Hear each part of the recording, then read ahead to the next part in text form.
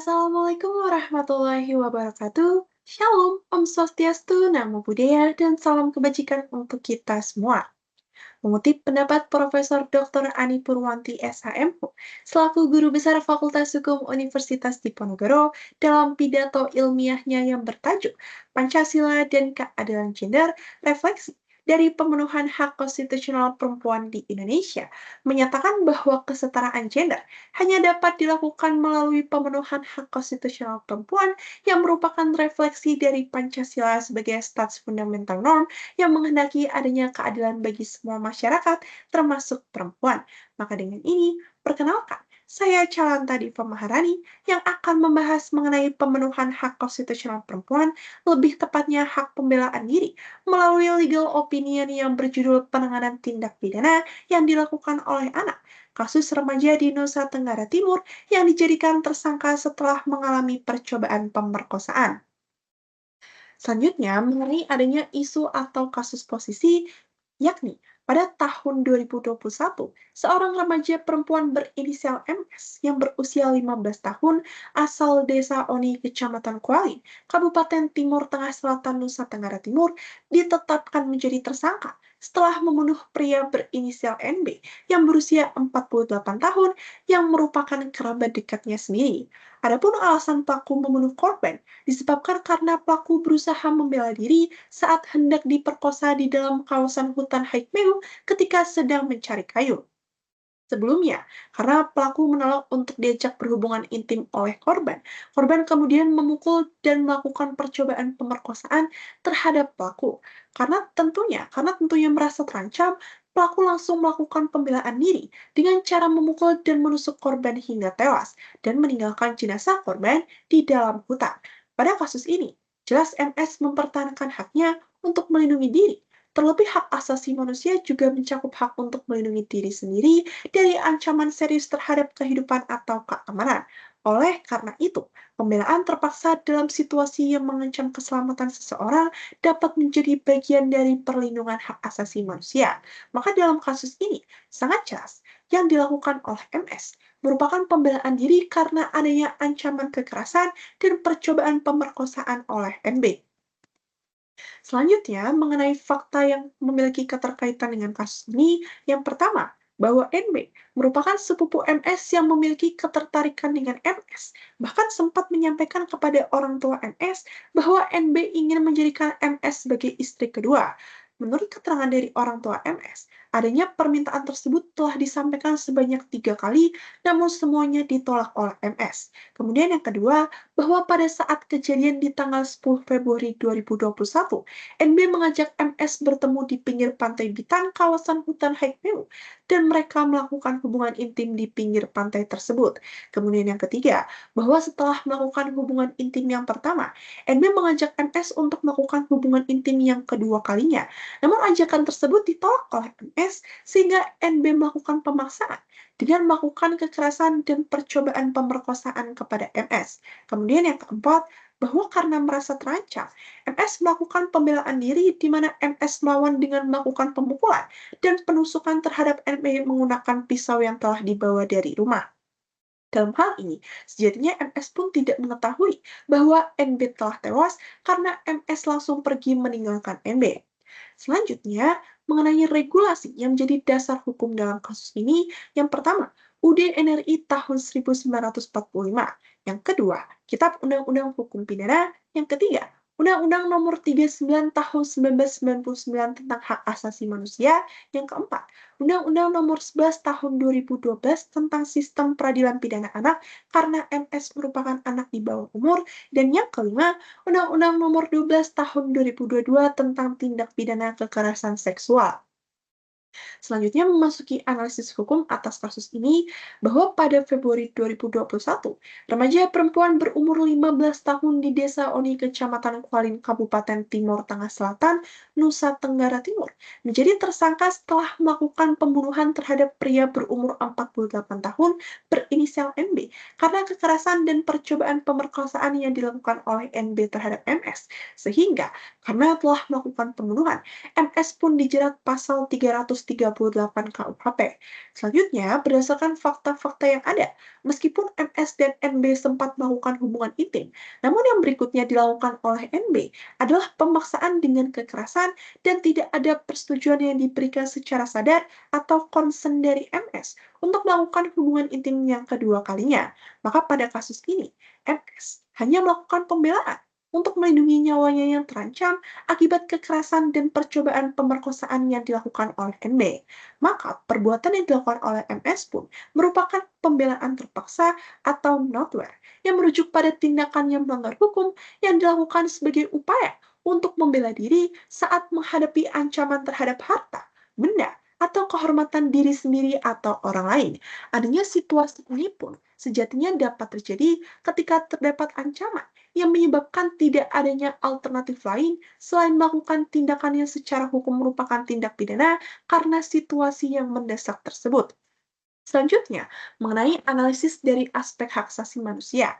Perlindungan diri yang dilakukan oleh MS merupakan hak asasi manusia sebagaimana telah termaktubkan dalam pasal 28A UUD NRI tahun 1945 yang menyatakan bahwa setiap orang berhak untuk hidup serta berhak mempertahankan hidup dan kehidupannya. Maka pada kasus ini, yang dilakukan oleh MS adalah untuk mempertahankan hidupnya dari ancaman NB. Selain itu, dalam pasal 28G ayat 1 juga dijamin bahwa setiap orang berhak atas perlindungan diri pribadi, keluarga, kehormatan, martabat, dan harta benda yang di bawah kekuasaannya, serta berhak atas rasa aman dan perlindungan dari ancaman ketakutan untuk berbuat atau tidak berbuat sesuatu yang merupakan hak asasi. Kemudian dalam pasal 33 ayat 1, Undang-Undang Nomor 39 Tahun 1999 tentang Hak Asasi Manusia juga ditegaskan bahwa setiap orang berhak untuk bebas dari penyiksaan, penghukuman, atau perlakuan yang kejam, tidak manusiawi, merendahkan derajat dan martabat kemanusiaannya. Artinya, dalam hal ini pun, negara telah berkomitmen untuk menjamin hak asasi warga negaranya, termasuk dalam hal melakukan pembelaan atau perlindungan diri. Selanjutnya, dari aspek hukum positif yang berlaku di Indonesia, yakni apabila ditinjau dari pasal 49 ayat 2 KUHP, pembelaan terpaksa yang melampaui batas yang langsung disebabkan oleh guncangan jiwa yang hebat karena serangan atau ancaman serangan itu tidak dipidana. Dalam hal ini, MS terguncang jiwanya sehingga melakukan pembelaan luar biasa atau noture excess, di mana saat itu juga ia tidak hanya sekedar memukul, namun menusuk tubuh NB agar NB menjadi cerah. Justifikasi bahwa perbuatan MS memenuhi pasal 49 ayat 2 KUHP tersebut dapat ditinjau dari pasal 50 KUHP yang menyatakan bahwa tindakan pembelaan diri atau pembelaan yang sah harus memenuhi beberapa persyaratan, yaitu yang pertama, serangan yang diterima harus merupakan serangan yang melawan hukum, dan yang kedua, tindakan pembelaan harus sesuai dengan batas-batas yang wajar dan proporsional dalam menghadapi serangan tersebut. Jika serangan hanya dapat diatasi dengan cara yang lain yang tidak melibatkan kekerasan mematikan, maka penggunaan kekerasan yang mematikan dapat dihindarkan. Selanjutnya, dalam hal ini, maka MS saat itu terdesak dan tidak ada jalan lain untuk mempertahankan nyawanya selain dengan cara menusuk NB. Mengingat MS juga merupakan seorang remaja perempuan yang tentu tenaganya bisa saja tidak lebih kuat dari NB yang merupakan seorang pria dewasa. Perbuatan yang dilakukan oleh NB pun merupakan perbuatan melawan hukum, tepatnya tindak pidana kekerasan seksual, sebagaimana yang diatur dalam pasal 4 ayat 2 huruf A sampai P Undang-Undang Nomor 12 Tahun 2022 tentang Tindak Pidana Kekerasan Seksual, bahwa tindak pidana kekerasan seksual juga meliputi A. Pemerkosaan, B. Perbuatan cabul, dan C. Persetubuhan terhadap anak, perbuatan cabul terhadap anak, dan atau eksploitasi seksual terhadap anak. Maka jelas, perbuatan yang dilakukan oleh NB telah memenuhi 3 kategori perbuatan tersebut. Namun sejatinya, karena perbuatan MS juga merupakan perbuatan merampas nyawa orang lain, maka adanya pasal 49 ayat 2 KUHP tersebut digunakan hanya sebagai alasan pemaaf dan bukan untuk membenarkan perbuatan pembunuhan yang dilakukan oleh MS sebagai perbuatan yang melanggar hukum.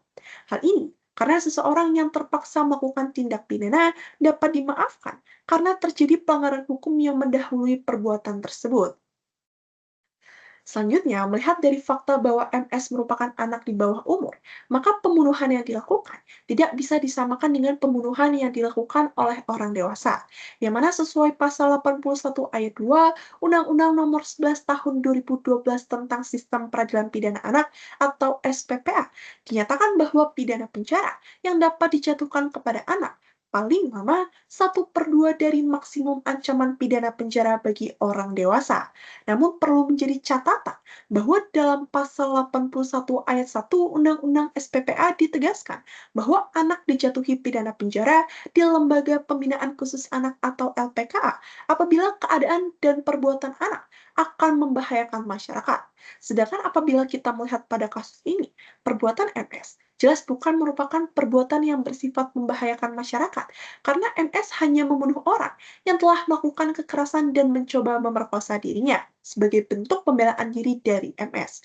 Atas dasar hal tersebut, meskipun telah menjadikan MS sebagai tersangka, Polres Timur Tengah menyerahkan MS kepada Dinas Rehabilitasi Sosial dengan pendampingan poluan serta psikolog guna memulihkan psikologinya.